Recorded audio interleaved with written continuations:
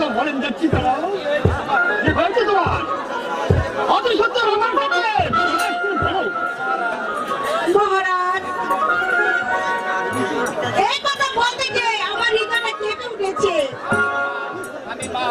আমি মা হয়ে কেমন করে মেয়ের কলঙ্কের কথা বলবো? তুমি রানী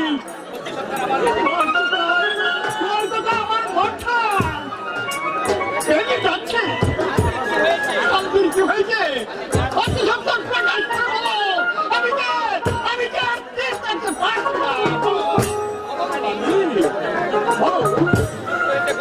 পারবো না।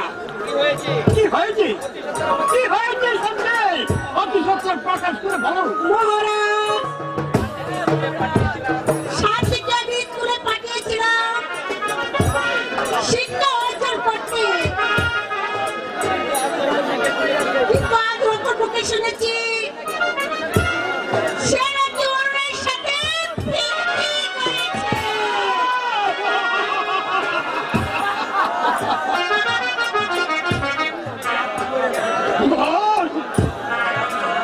একই কথা শুনে নেই, তোমার কথা শুনে যে আমার বুকের পাটা বেঁচে যাচ্ছে। আমাদের পুত্রের এত বড় সাহস, আমি তাকে এমন শাস্তি দেবো যা দেখে পৃথিবীর মানুষ চাহিদ করে উঠে।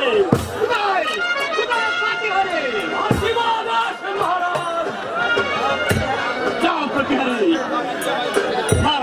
ঘোষণা করে দাও যারা সন্তরাজের পুত্র তোমার আমার বাগানে প্রবেশ করতে না করে আর তবু যদি আসে তাহলে তাকে হাতে চিন্তিত করে রাজদরবারে তারপর তাকে আমি মনসস্ত দেবো যা দেখে সমস্ত পৃথিবীর লোক বলবে যে শত্রু বৃদ্ধ হলে